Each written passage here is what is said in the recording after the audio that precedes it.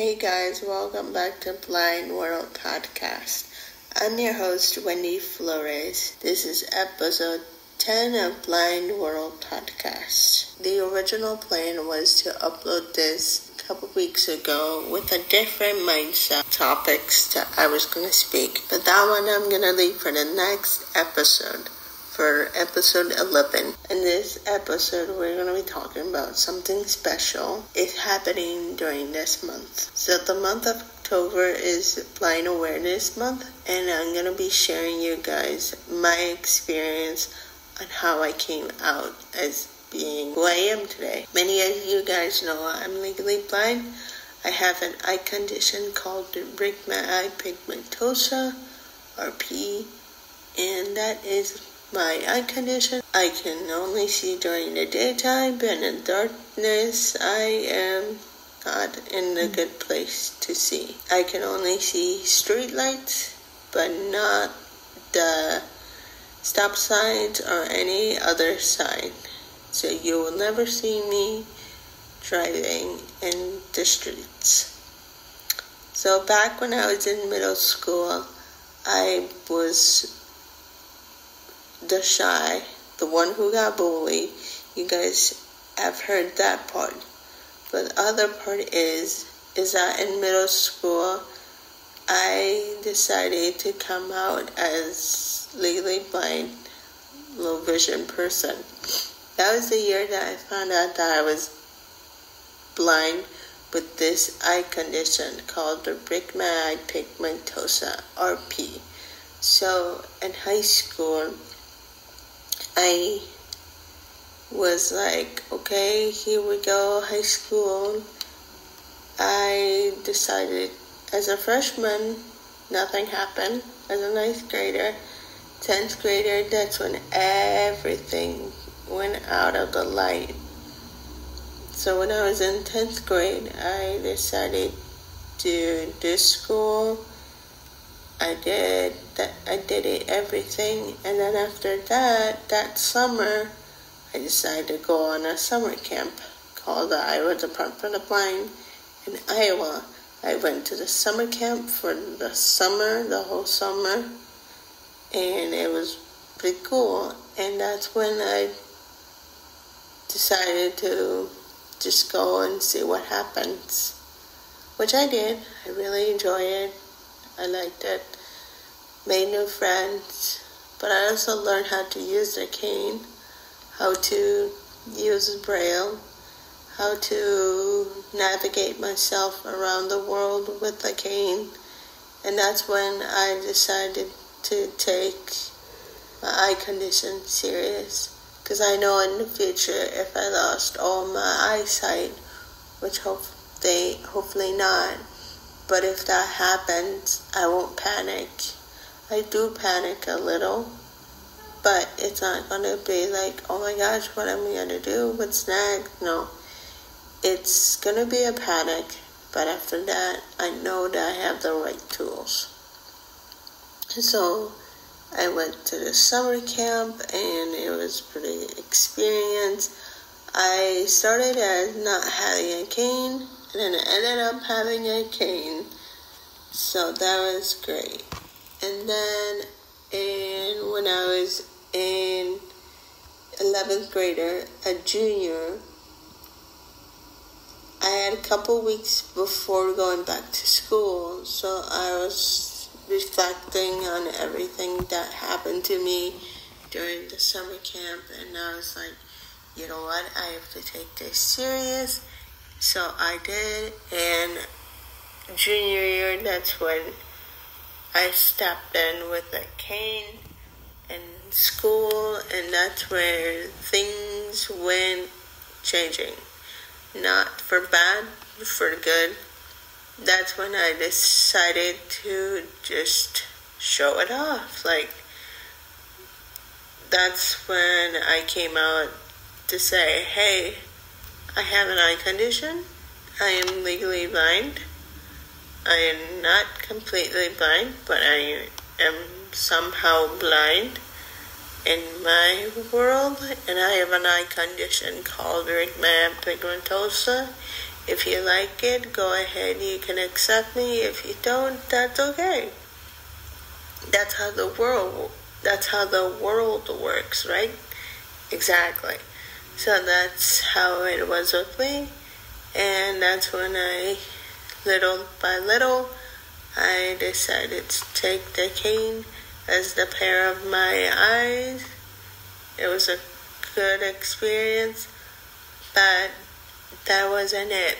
They're like, yo, you need more training.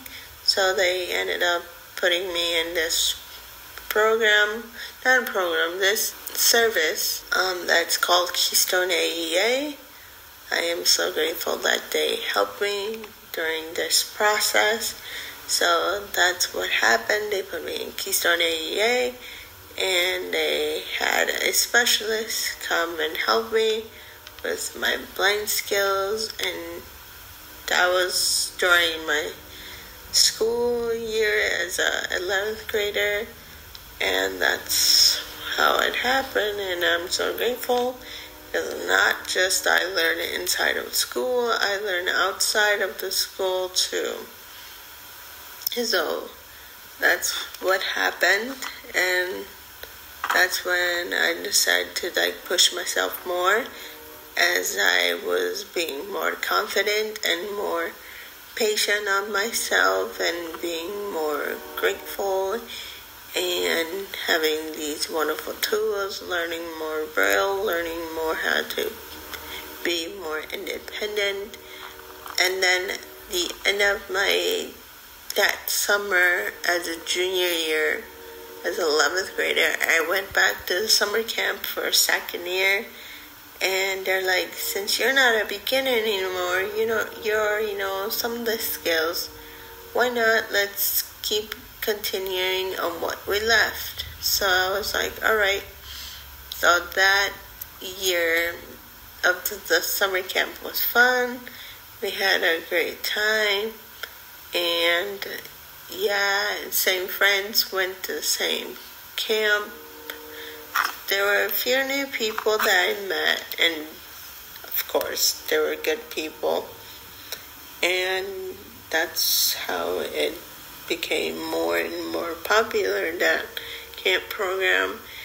And then all of a sudden, the end of the summer camp, they're like, hey, what are you going to do after high school, after when you graduate? And I'm like, I was going to start working, but I don't know, and the reality is I'm going to find a job.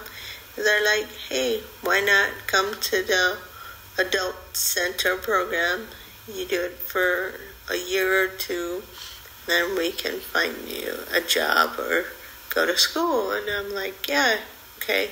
So I said yes, filled the papers and everything. And then my 12th grade year came, and I just went on my own independently. I still had that specialist person guiding me, so we had more cane trouble experience and things like that to keep my skills up, and to just keep my skills up, and to never give up on the skills that I've learned. And I graduated high school, and I was like, yay. And then a couple months later, another person comes to my house, and they're like, alright, since you already graduated, you're going to be going to the orientation center at the Iowa Department for the Blind in Iowa. So I was like, alright, cool. So I filled more papers, more information that they needed for me, and I was very happy to go to that program. So we set up a date, but before setting up the date of me starting the program, we had to go there and do some exploring of what did the classes look like and how does the building look like, and just a tour of the place that I'm going to be actually staying at. So yeah, and then my parents and we sat down with one of the counselors, and they're like, hey, when do you want to start? And I was like, in July? And they're like, yeah, you can start in July. So I had to wait till July, so that's what happened. So summer came, and I was so excited. I started to pack, and I was like, what am I going to take for 1 year? It was like me going to the college campus or me going to a university far from my home. Since I watched those videos of going back to school for high school and college, I was like, oh, it's kind of like my experience. So it was fun. Packing and everything. I was so happy. And then that month came, July, and I was counting the days down, and I was like, oh man. And that's when it hit me. I was like, oh, I'm gonna be independent, like nobody is gonna bother me, I will be myself and nobody can control me.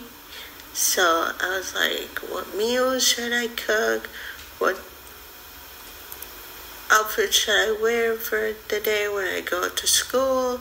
Things like that. I had so many questions. And then that first week came, and let me tell you, it was an experience, but an experience. That week I didn't sleep good because there was a new environment. So I had to just be patient with myself and do what I can do to myself. So I was like, I don't know how I'm going to be sleeping in here. Like it's warm, or there'll be times I would be cold. And I was just getting used to the place. And then the second week I just started to get used to sleep. So I slept better, I guess, and than the first week. So I went to the orientation center. They're like, meet us at 7 in the morning. So I had to wake up, make my breakfast and everything. So here was the daily routine. So at 6 o'clock, I'd always wake up, get changed, get dressed. We had to wear casual clothes, so it was a pants or a shirt, or it was a leggings, dress, and flat shoes. So that was the casual clothes I had to wear. And then around like 6:15, I would always go downstairs and make breakfast. Which breakfast? Sometimes it would be a bowl of cereal, or it would have been 2 scrambled eggs. That was it. So after that, I had to go upstairs, brush my hair, brush my teeth, then come downstairs for announcements with my backpack and my sleep shades and my binder of Braille. And that was all I had to take care of. So yeah, and then after that, it was at 7, we had to be there because of announcements that the teachers had or anybody else had. And yeah, so classes were like an hour or half an hour or 45 minutes of class. So classes were, I think I said this in a previous podcast episode, but the classes were, you had Braille, which is writing and reading, and you had to write the Braille code. We call it a Braille code. It's like the A through Z with, and then also with the brackets, signs, and the minus, and the plus, all those math symbols. And then we had reading to do, so we had to read a passage or a book. Like after when you done the Braille code, you move on to read a passage, and then from there you can read a book in Braille. So it took me a while to get the Braille code down and just practicing the ABCs. It's like going back as a kindergarten or as a preschool kid, like learning how the Braille, because it was a new thing for me. Well, kind of, since I went to the school camp for the past 2 summers. So it was a little bit easier for me to knock down the Braille code and writing, learning how to read passages. And how do we write is we use a slate and stylus. A slate and stylus is basically this, it's kind of like a pocket where you slide, opens and closes. You slide the paper opposite side. We usually, since you write the left, since if you're a lefty, supposedly you write on the right, but if you're a right person, the paper goes to the left. So you start from left to right. Like when you're reading a book, you start from the left. You never start from the right. So that's how it was with the writing. And then the stylus is kind of like a needle that has on top like something that you can control when you write. And I still, till this day, I still do a little bit of Braille, but not as much as I should be. But, I attempt to use large print. But sometimes I do use Braille. I review my Braille skills when I have time, or when I have time, I just review some of the Braille stuff. And I still have the binder that they give me till this day, so I still read some of the stuff in Braille. And then we have another class which is technology, which is communications and all sense. So you learn how to use the keyboard first with no vision. So all of this is with no sight. They cover your eyes with sleep shades.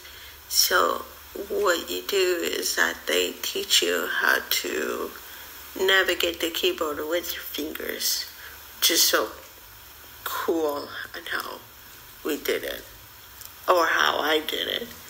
And we use a screen reader. It can be any kind of screen reader.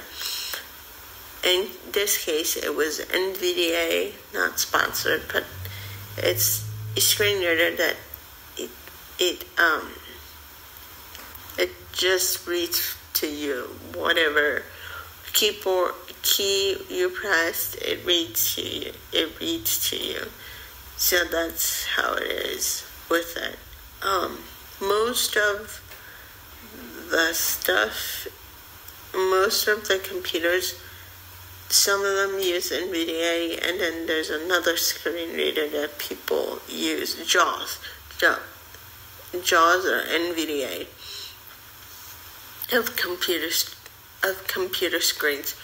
Also, we practice on how to use the phone.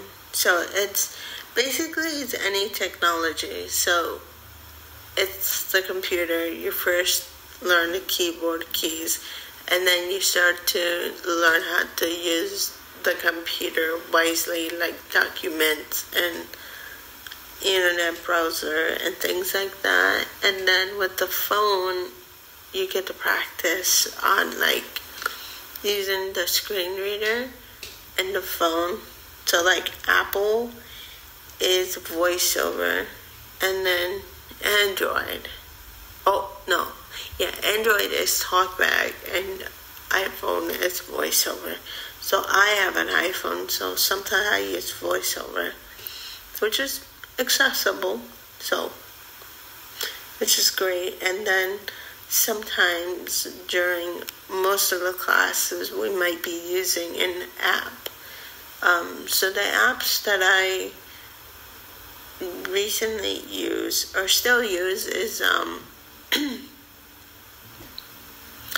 CAI, not sponsored, but that's a great app.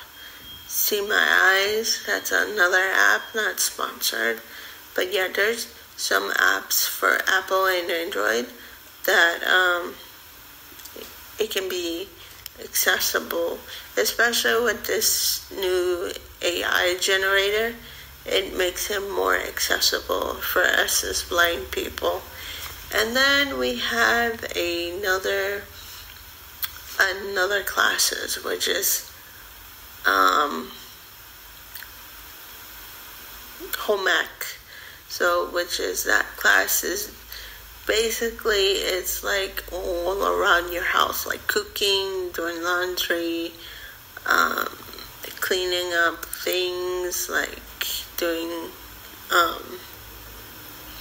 like if you have to sew a button, you learn how to sew a button, iron, easy things like that to manage at your home.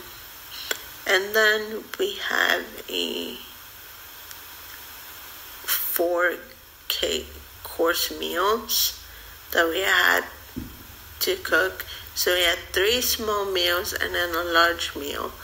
3 small meals where you can invite your friends or family, and then the large meal, it was basically everybody. You can invite as many people as you can.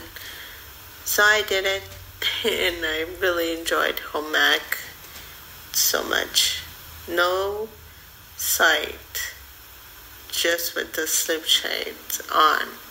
And then we had another class, which was cane travel. And that class, of course, was slip shades on. We had to do some drop-ups and a 5.2-mile walk.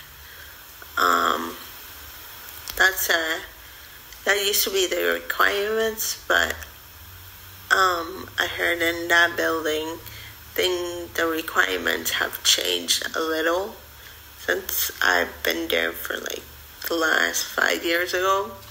So in this case, you learn how to use a cane first, and then you go outside, you walk a block around the building, and then once you achieved it, then they'll take you places like the coffee shops or places that you like. So that's the good part. And then they start letting you be more independent, travel yourself, have more confidence, show who you are, shake it up, things like that to be in cane travel. And that was cane travel. And then there's another class that most people be like, what? What are you saying? Like, and it's a woodshop class. A lot of people think that us as blind people, we can't repair things. That is a misconception. We can repair things, but in a different way. So I had woodshop class. I really enjoyed woodshop class. Even though I'd always joke around with my instructor, but he loved it. He loved the jokes. So in that class, you learn how to use a romatic, which is kind of like our ruler, but instead we touch it.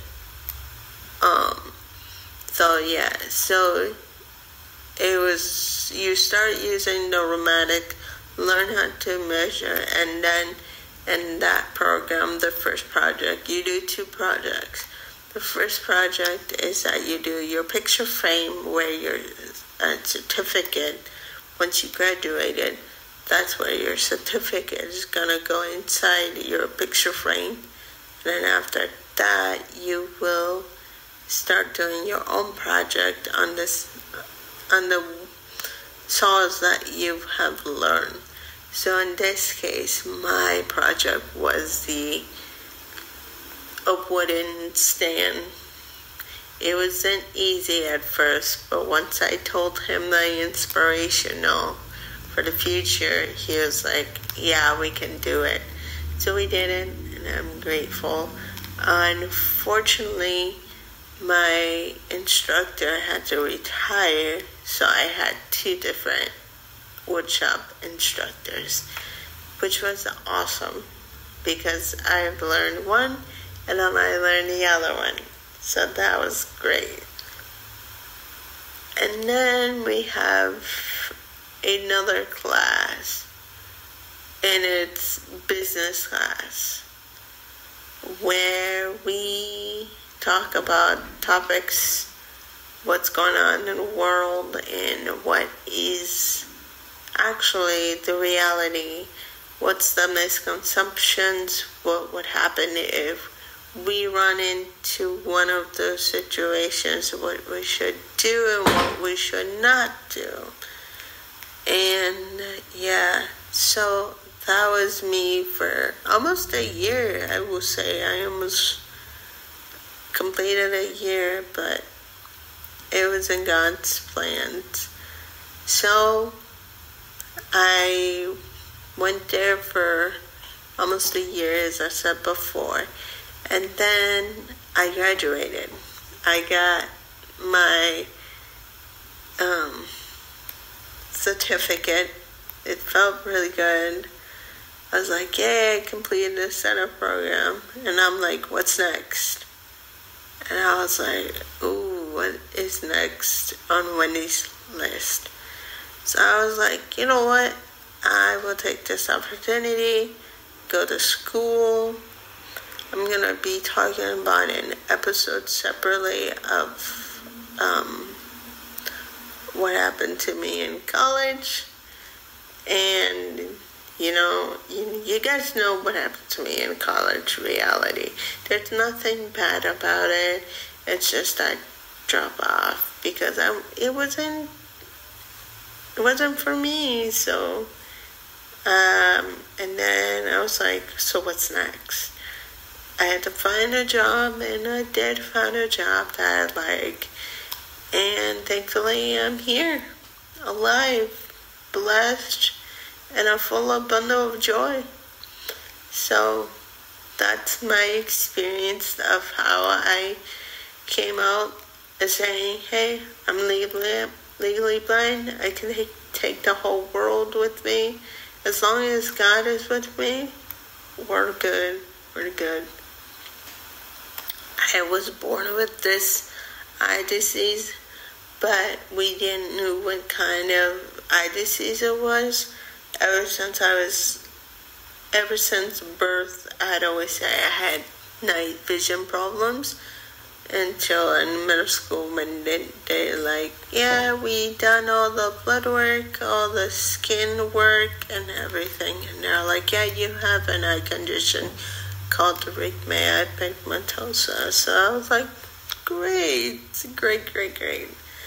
So I'm very happy that I have all the tools like the cane, the slip shades, braille, the slate and stylus.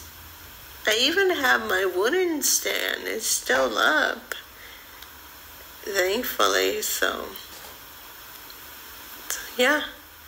So that is my story of how I came out. So my message for you guys who are afraid to come out as legally blind, be yourself, honestly. That is my message to all of you guys, is be yourself and tell it to someone. Don't be afraid, because no matter what, people are gonna hear you. And if you be silent, nobody's gonna listen to you in life. So always speak up. Say, hey, I have this issue, or I have this thing, or I have to have this thing. Like in school, I had combinations. I had to speak out to my professors, my teachers, and they were nice with it. So that's how it is. Thank you for watching this episode. Please don't forget to like, subscribe, and comment down below. Your comments make me better each episode of podcast. If you have any questions down below, please let me know what kind of questions you have. And don't forget to comment those on the comments. I will be reading them. If you have any topics that I should talk about, you can put them in the comments below too. So, yeah. So this is Wendy Flores, episode 10 of Blind World Podcast. And we'll see you in the next episode. Bye. Adios.